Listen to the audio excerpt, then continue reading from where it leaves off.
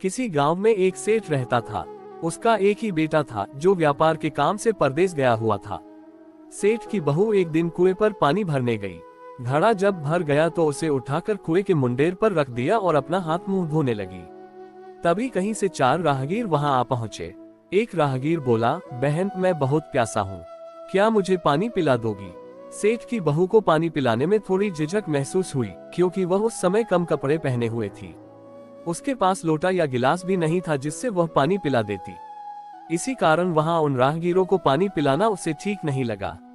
बहू ने उससे पूछा, आप कौन है? राहगीर ने कहा, मैं एक यात्री हूँ। बहू बोली, यात्री तो संसार में केवल 2 ही होते हैं, आप उन दोनों में से कौन है? अगर आपने मेरे इस सवाल का सही जवाब दे दिया तो मैं आपको पानी पिला दूंगी, नहीं तो मैं पानी नहीं पिलाऊंगी। बेचारा राहगीर उसकी बात का कोई जवाब नहीं दे पाया। तभी दूसरे राहगीर ने पानी पिलाने की विनती की। बहू ने दूसरे राहगीर से पूछा, अच्छा तो आप बताइए कि आप कौन हैं? दूसरा राहगीर तुरंत बोल उठा, मैं तो एक गरीब आदमी हूँ।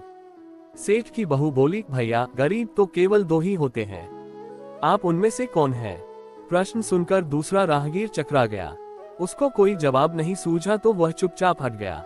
तीसरा राहगीर बोला, बहन मुझे बहुत प्यास लगी है, ईश्वर के लिए तुम मुझे पानी पिला दो। बहू ने पूछा, अब आप कौन है? तीसरा राहगीर बोला, बहन मैं तो एक अनपढ़ गंवार हूँ। ये सुनकर बहू बोली, अरे भाई अनपढ़ गंवार तो इस संसार में बस 2 ही होते हैं, आप उनमें से कौन है? बेचारा तीसरा राहगीर भी कुछ बोल नहीं पाया। अंत में चौथा राहगीर आगे आया और बोला, बहन मेहरबानी करके मुझे पानी पिला दे, प्यासे को पानी पिलाना तो बड़े पुण्य का काम होता है। सेठ की बहू बड़ी ही चतुर और होशियार थी। उसने चौथे राहगीर से पूछा, आप कौन है? वह राहगीर अपनी खींच छिपाते हुए बोला, मैं तो बहन बड़ा ही मूर्ख हूँ। बहू ने कहा, मूर्ख तो संसार में केवल 2 ही होते हैं, आप उनमें से कौन है? वह बेचारा भी उसके प्रश्न का उत्तर नहीं दे सका। चारों पानी पिए बगैर ही वहां से जाने लगे तो बहू बोली, यहाँ से थोड़ी ही दूर पर मेरा घर है, आप लोग कृपया वहीं चलिए, मैं आप लोगों को पानी पिला दूंगी। चारों राहगीर उसके घर की तरफ चल पड़े। बहू ने इसी बीच पानी का घड़ा उठाया और छोटे रास्ते से अपने घर पहुंच गई। उसने घड़ा रख दिया और अपने कपड़े ठीक तरह से पहन लिए। इतने में वे चारों राहगीर उसके घर पहुंच गए। बहू ने उन सभी को गुड़ दिया और पानी पिलाया। पानी पीने के बाद वे राहगीर अपनी राह पर चल पड़े। सेठ उस समय घर में एक तरफ बैठा ये सब देख रहा था।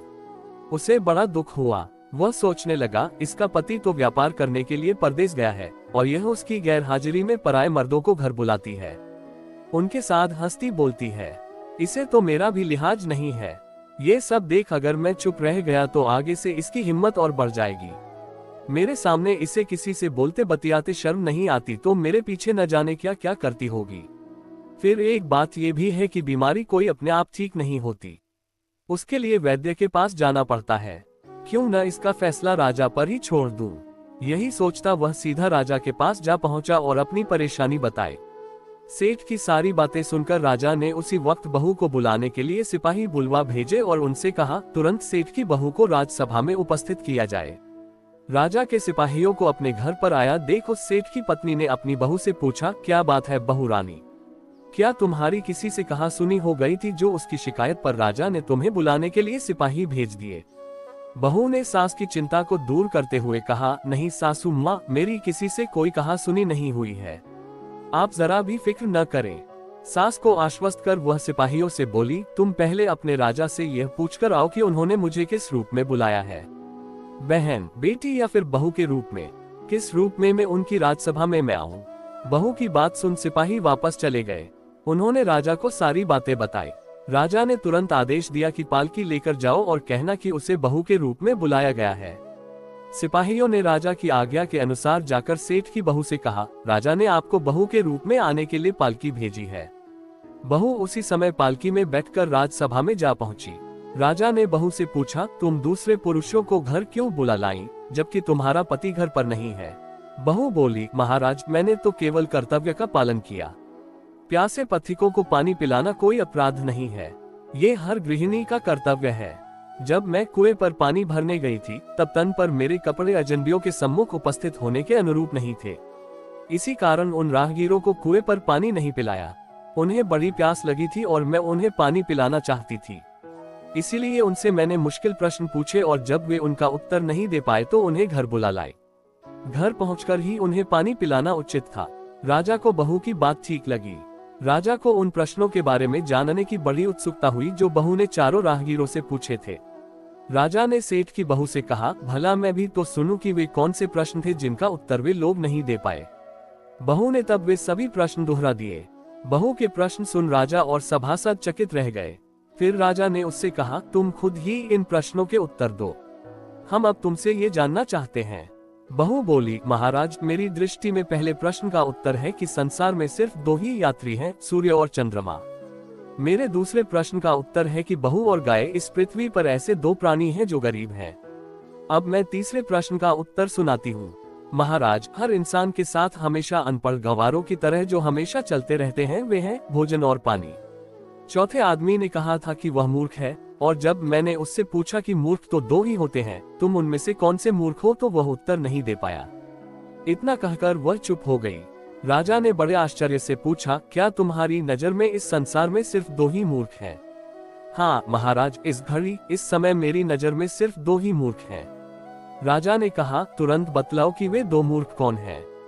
इस पर बहू बोली, महाराज, मेरी जान बख्श दी जाए तो मैं इसका उत्तर दूं। राजा को बड़ी उत्सुकता थी यह जानने की कि वे दो मूर्ख कौन हैं। सो उसने तुरंत बहू से कह दिया, तुम निसंकोच होकर कहो, हम वचन देते हैं तुम्हें कोई सजा नहीं दी जाएगी। बहू बोली, महाराज, मेरे सामने इस वक्त बस दो ही मूर्ख हैं। फिर अपने ससुर की ओर हाथ जोड़कर कहने लगी, पहले मूर्ख तो मेरे ससुर जी हैं जो पूरी बात जाने बिना ही अपनी बहू की शिकायत राजदरबार में की। अगर इन्हें शक हुआ ही था तो ये पहले मुझसे पूछ तो लेते, मैं खुद ही इन्हें सारी बातें बता देती। इस तरह घर परिवार की बेइज्जती तो नहीं होती। ससुर को अपनी गलती का एहसास हुआ। उसने बहू से माफी मांगी। बहू चुप रही। राजा ने तब पूछा, और दूसरा मूर्ख कौन है? बहू ने कहा, दूसरा मूर्ख खुद इस राज्य का राजा है जिसने अपनी बहू की मान मर्यादा का जरा भी ख्याल नहीं किया और सोचे समझे बिना ही बहू को भरी राजसभा में बुलवा लिया। बहू की बात सुनकर राजा पहले तो क्रोध से आग बबूला हो गया, परंतु तभी सारी बातें उसकी समझ में आ गईं। समझ में आने पर राजा ने बहू को उसकी समझदारी और चतुराई की सराहना करते हुए उसे ढेर सारे पुरस्कार देकर सम्मान सहित विदा किया।